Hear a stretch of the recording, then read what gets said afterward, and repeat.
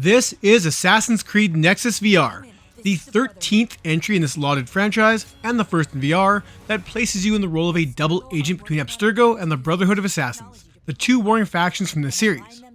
This released November 16th, 2023 for the Quest 2 and Up headsets, and for this review, we checked it out on the Quest 3.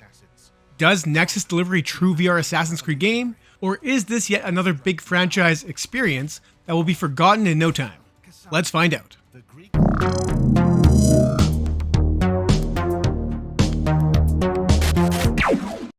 Hello fellow assassins, before we get to it, if you enjoy our content, hit that like button, subscribe, and leave us a comment with your thoughts on this release, or what other famous franchises you would like to see get the VR treatment. I'm Ryan for the VR Grid, now let's do this. I'm not the biggest Assassin's Creed fan, and while I did enjoy the first two games in the series, I lost interest and never really dabbled in the franchise after those initial outings. So when Meta and Ubisoft announced Nexus, I was excited to dive back into the series, but leery given the lesser powered standalone headsets, as I thought there was a good chance that this would be more of a sampling of the flat games and not another fleshed out chapter in this franchise. I am happy to report that this is indeed a fully realized Assassin's Creed game built for VR, and while it might not be perfect, what's here is still impressive.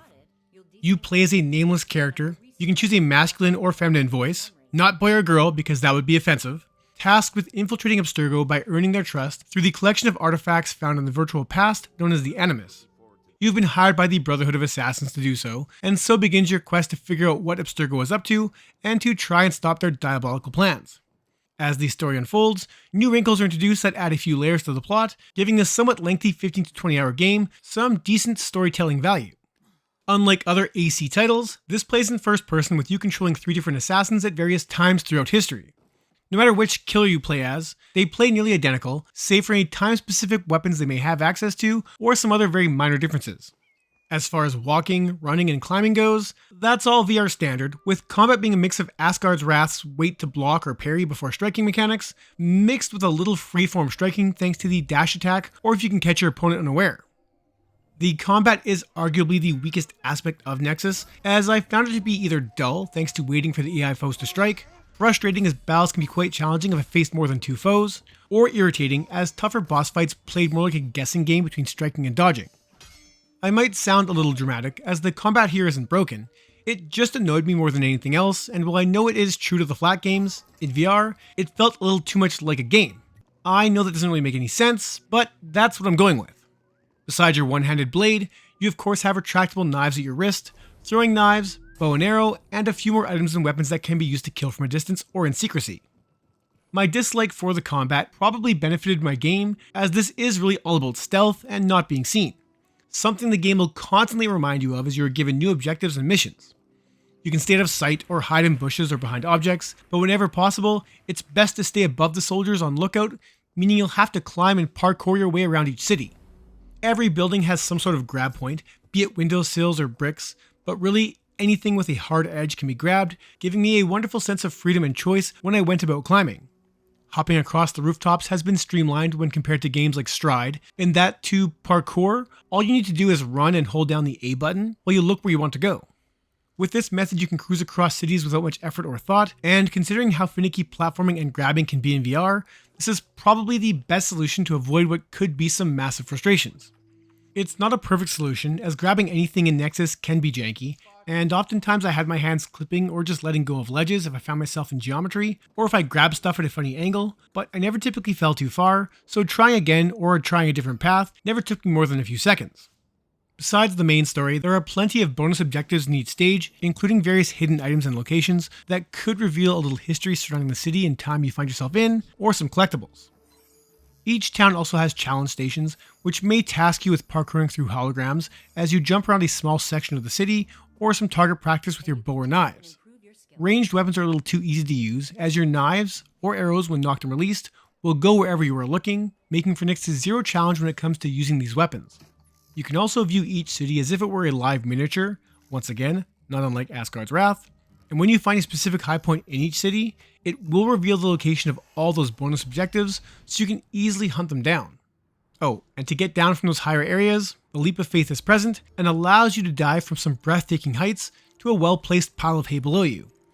I'm sure I'm missing some finer details, but the bottom line here is that this is a true Assassin's Creed game in VR, and fans of the series or newbies should be impressed by just how much game is here. That leads me to presentation, which is both impressive and disappointing. Nexus is one of, if not the, physically largest game I've ever seen on the Quest platform. Seeing these cities fully rendered in VR is an absolute treat, with the care for history from previous titles making its way to Nexus as well.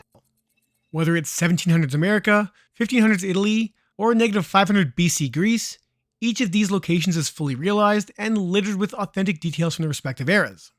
On display is also the largest amount of NPCs that I've ever seen in VR, outside of Hitman 3, with many walking around, talking, selling wares, or performing some sort of task. It's unfortunate that there are so few character models used that you'll see the same ones again and again, but that's easy to forgive considering just how much is happening at any given time. I'm sure this is also why mouths don't often move in sync with people talking, something that does occur throughout the game. Up close, textures suffer, and the lack of dynamic lighting really has me longing for this to get a PC or console release, and while the outdoor sections look just fine, I found some of the indoor stages, like houses and catacombs, to be too dark and lacking in contrast, making details hard to see and making everything look dull. That, combined with what can at times be rampant pop-in and fade-in, especially while running, tells me that this is pushing the Quest 3 to its limit, though I am hoping an update down the line could smooth out some of these visual kinks. I don't like being that guy, as what's on display here I really didn't think was possible on mobile chipsets, so while I do have grievances with the presentation, Nexus sets the bar for scope and scale when it comes to VR games. Unsurprisingly, the sound design is on point thanks to some great 3D audio, solid voice acting, and an epic and timely soundtrack befitting the series. Assuming they aren't imaginary, his friends will have to go through me. I've got the only key to his cell. My one complaint about the audio is that people can sound like they are right beside you, even if I was very far away or on a rooftop, which just sounds wrong when other NPCs are much closer. Sometimes audio cues and conversations can be important, but when some guy is just yelling at me to check out his stuff, and he's much further away from me than the two dudes arguing right beside me, it can be a little immersion breaking. But outside of that is an amazing audio package, minus Connor, the American assassin who sounds so bored with everything happening around him, I kinda wished he wouldn't talk at all. Maybe that's just me. So when it's all said and done, Assassin's Creed Nexus is a must-buy title for anyone looking to see what standalone VR can do. It's not perfect, and if you want, you could easily pick apart the various gameplay aspects and point out how they could be improved, but when looked at as a whole, each of these elements makes for a fast-paced and intense stealth game on a scale we have yet to see on the Quest headset. This is the kind of game us VR veterans have been clamoring for a very long time, and it's awesome to see a huge franchise come to VR and deliver a top quality experience that is ultimately a ton of fun for a great price. I'm going to give Assassin's Creed Nexus VR an 8.5 out of 10. I love sneakily killing all kinds of people. What can I say? If you enjoyed this review, please do all the YouTube things to help us out. And that's it for this one. Thank you so much for watching.